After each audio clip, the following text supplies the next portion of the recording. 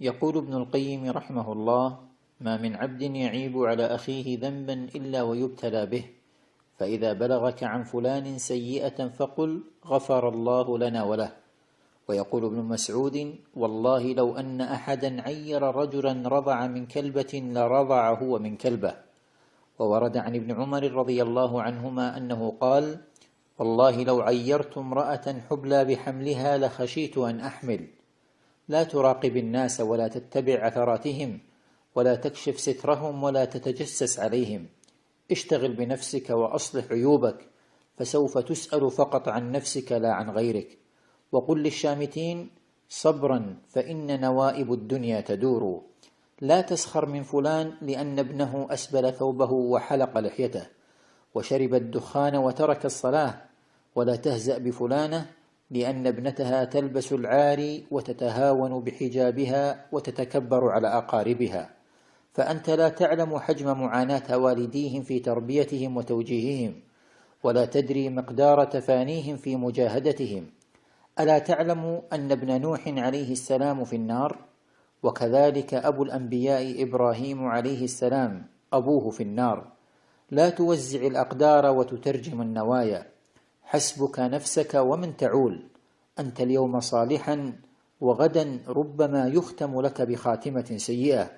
وقلوب العباد بين أصابع الرحمن تتقلب كتقلب الماء المغلي. من هداك لهذا سوى رب العباد؟ إذا ساءك من أحدهم شيئا فقل: الحمد لله الذي عافانا مما ابتلاهم به وفضلنا على كثير ممن خلق تفضيلا. رب أصلحهم وثبتنا. وورد: اللهم يا مقلب القلوب ثبت قلبي على دينك، ويا مصرف الأمور صرف أمري على طاعتك. كان لأبي حنيفة جار سكير فاسد، نصحه حتى تعب من كثرة نصحه فتركه. وذات يوم طرقت الباب زوجة السكير تدعو أبا حنيفة للصلاة على زوجها السكير، فرفض أبو حنيفة الصلاة عليه. وفي منامه جاءه السكير وهو يتمشى في بساتين الجنة ويقول: قولوا لأبي حنيفة الحمد لله أن لم تجعل الجنة بيده. ولما أفاق سأل أبو حنيفة زوجة السكير عن حاله قبل الموت، فقالت: هو ما تعرف عنه، غير أنه كان في كل يوم جمعة يطعم أيتام الحي ويمسح على رؤوسهم ويبكي ويقول: ادعوا لعمكم، فلعلها كانت دعوة أحدهم.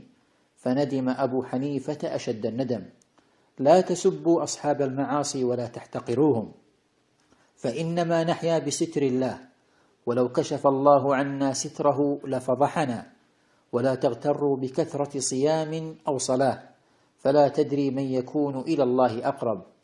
انصح ولا تفضح، وعاتب دون أن تجرح. لا تغتر ولا تسخر، فالأيام تتقلب كما هي القلوب. وفق الله الجميع لما يحب ويرضى.